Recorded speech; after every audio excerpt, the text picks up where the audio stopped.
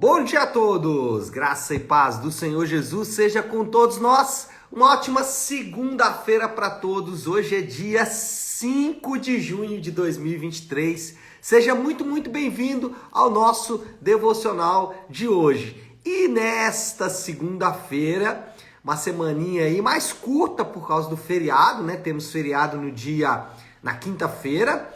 Então, essa semana vai ser um pouquinho mais curta aí de devocionais. Mas vamos falar aí de alguns livros importantes. Vamos finalizar hoje Zacarias, amanhã temos Esdras, na quarta-feira também Esdras, e depois quinta e sexta nós vamos de Neemias na nossa maratona de leitura bíblica. Nessa segunda-feira vamos encerrar então o livro do profeta Zacarias, vamos encerrar com uma menção muito direta a Jesus através do texto de Zacarias, capítulo 13, do versículo 7 ao 9. Então, Zacarias 13, do 7 ao 9, que diz assim: Levante-se, ó espada, contra o meu pastor, contra o meu companheiro, declara o Senhor dos Exércitos.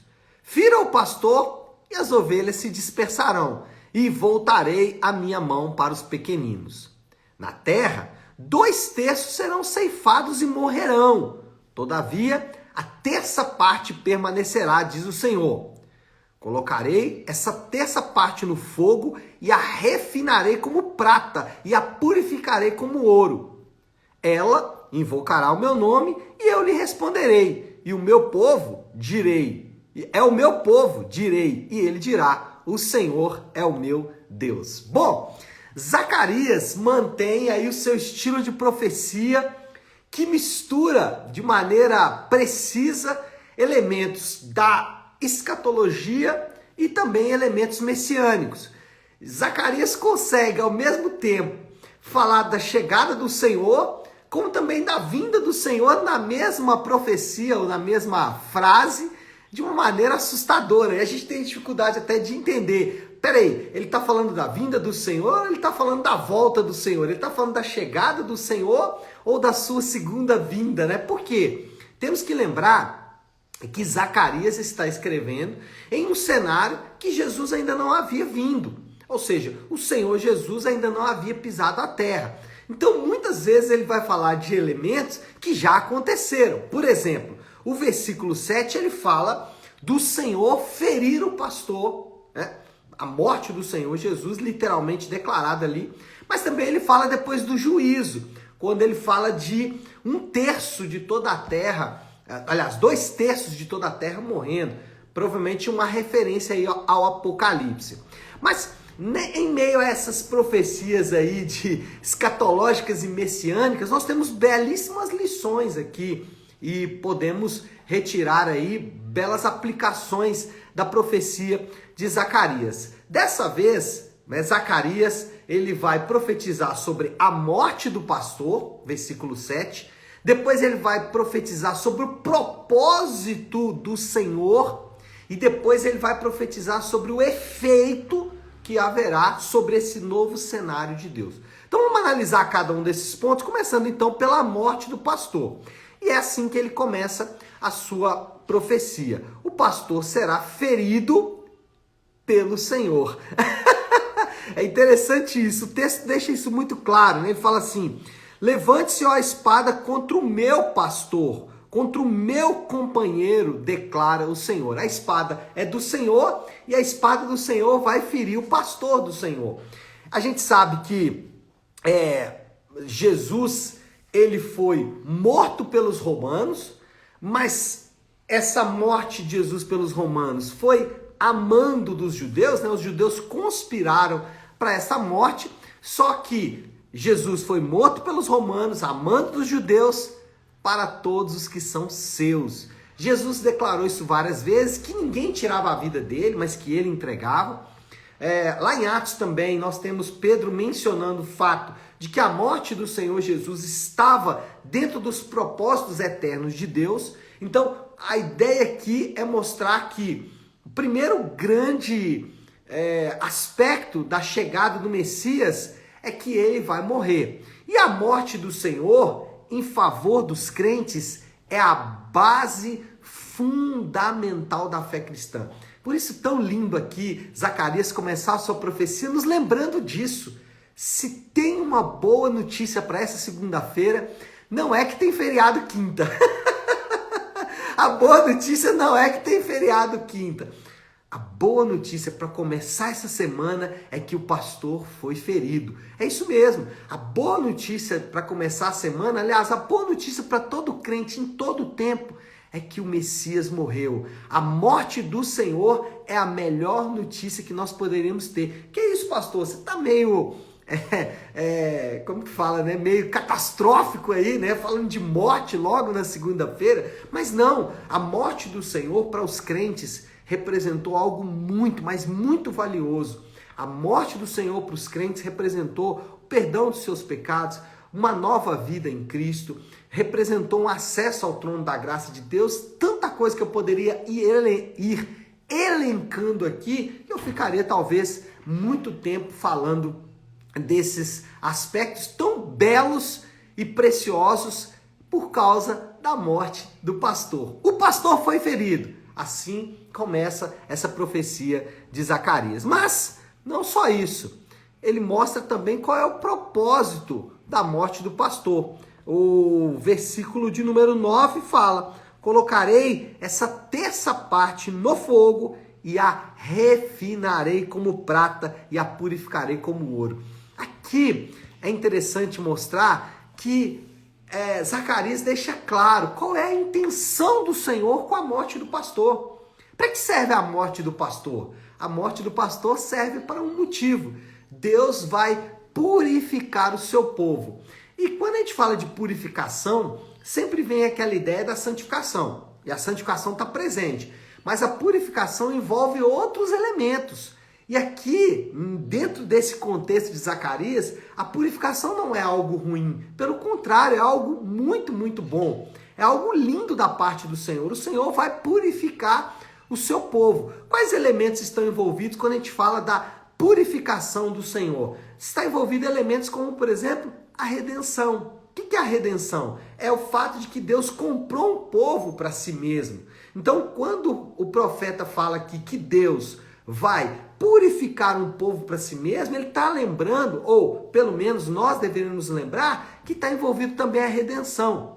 Mas não só a redenção, está envolvido aí também a justificação. O que é a justificação? É quando Deus, em um ato jurídico, em um ato judicial, declara os pecados dos crentes perdoados. É isso mesmo. Somos justificados, justos diante de Deus. O crente, ele pode dizer que ele é justo. Por quê? Porque o pastor foi ferido e Deus purificou um povo para si mesmo. E essa purificação envolve também a justificação. Mas não só a justificação, envolve também a adoção. E o que é a adoção? A adoção é o ato de Deus, é um ato divino, exclusivo de Deus, de tornar os crentes filhos dele mesmo por meio da morte do seu filho único. Ou seja, a morte do filho único trouxe para outros a possibilidade de se tornarem filhos de Deus. E aí o filho único se torna agora filho primogênito. Mas claro que também a purificação está envolvida a santificação. E aí, quando a gente fala de santificação, a gente tem que lembrar de algumas coisas. Primeiro, que o propósito de Deus para com o seu povo é a nossa santificação. Os crentes são chamados para santidade. É isso mesmo. É o propósito de Deus para conosco. Temos o nosso propósito e temos o propósito dele conosco. Qual é o propósito dele conosco? Um desses propósitos, são vários, mas um deles é a nossa santificação. Agora, sempre que a gente fala de santificação, é importante aqui a gente lembrar de alguns elementos. Primeiro, santificação é muito mais do que mudar de atitudes. Mudar de atitudes está incluído. Precisamos mudar de atitudes. Mas é muito mais do que isso. O que eu quero dizer com isso? Que não é simplesmente parar de fumar, parar de beber, parar de fazer sexo ou outra coisa qualquer. Porque pejorativamente é assim que as pessoas encaram a santificação. Ah, não, então santificação é deixar de fazer alguma coisa. Ok, isso está envolvido, mas isso não é o aspecto principal da santificação. Santificação envolve mudança de coração e de mente.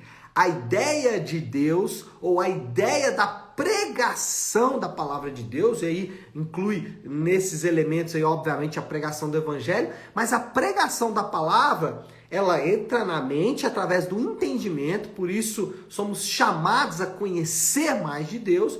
Ela entra pela mente através do entendimento, mas desce para o coração. Através do quê? Através da obra do Espírito Santo. E entendimento com a mente, mudança de coração, gera uma mudança de atitudes. E a ideia da santificação é ficar parecido com Jesus. Lembra que Paulo fala em Romanos 8:29 que o propósito de Deus é que nós sejamos transformados à imagem do Filho de Deus? Então, santificação, eu gosto sempre de usar essa expressão, essa analogia para ajudar a entender. Santificação não é subir um monte, como um esforço hercúleo para chegar lá em cima, né? E aí, se você escorrega no meio, volta e começa tudo de novo. Não, santificação, a ideia é habitar em um palácio. E aí você vai ver como o Senhor faz e vai fazer igual. Então, como o Senhor perdoa, como o Senhor serve, como o Senhor ama. É assim que ele faz, assim também eu devo fazer. Então esse é o propósito aqui, é o propósito que o profeta apresenta para o pastor ferido. Mas não só isso, tem um efeito. A morte do pastor e o propósito da morte do pastor vai gerar um efeito. Qual efeito é esse? O povo vai ter comunhão plena com o Senhor. Olha aí o finalzinho do versículo de número 9, é lindo esse final do versículo 9, olha isso. Ela invocará o meu nome e eu lhe responderei. Olha só o que o Senhor responderá. É o meu povo, direi. Uau!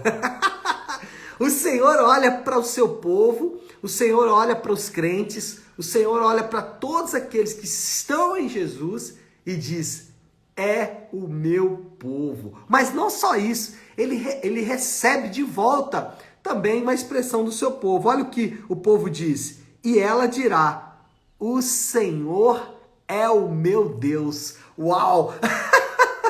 O povo olha e diz: é o meu Deus. E Deus olha e diz: é o meu povo. Isso é comunhão plena, isso é comunhão perfeita. E esse é o resultado do que aconteceu. A morte do pastor, a purificação do seu povo vai gerar uma comunhão plena, uma comunhão perfeita. Essa comunhão, ela já existe em parte hoje.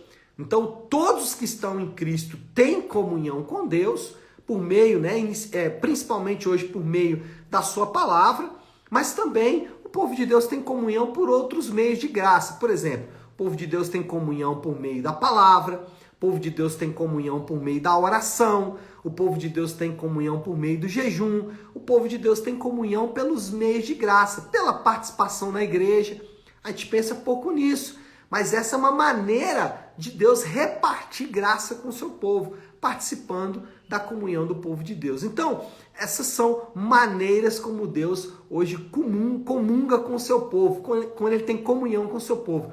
Isso vai se tornar pleno quando o Senhor concluir todas as coisas. Na consumação de todas as coisas, essa comunhão será plena. Bom, vamos lá, né? Vamos terminar aí porque o tempo urge.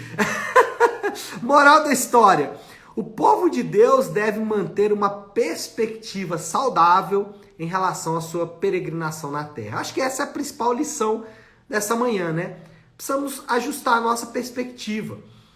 O mundo, as preocupações, as aflições, as dores, as tarefas que temos, mesmo sejam tarefas boas, essas tarefas têm a tendência, essas lutas, essas dores têm a tendência de tornar a nossa visão nebulosa, tornar a nossa visão anevoada. E aí nós precisamos de uma nova perspectiva. Então lembre-se sempre, durante essa semana, não tire os teus olhos da realidade do reino de Deus. Desta realidade que Zacarias quase que esfregou na nossa cara aqui, né? Na profecia que ele nos deu. Então, mantenha sempre essa perspectiva. O pastor morreu para purificar um povo e essa purificação gera comunhão plena com Deus. Essa é a perspectiva do povo de Deus.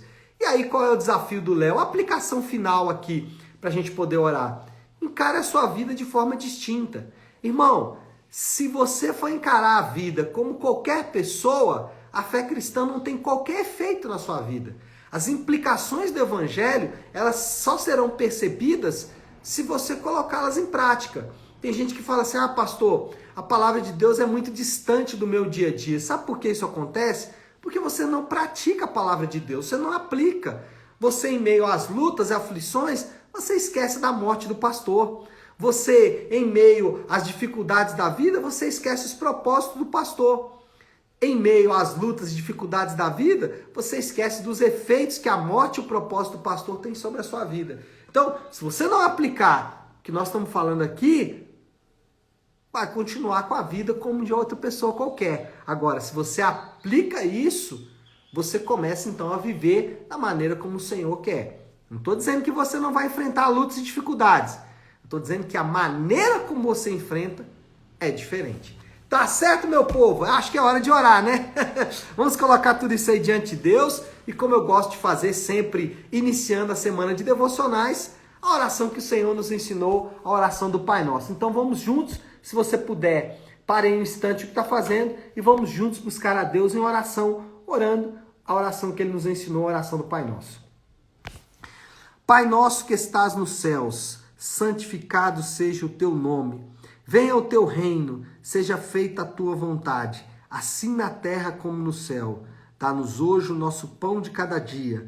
Perdoa as nossas dívidas, assim como perdoamos aos nossos devedores.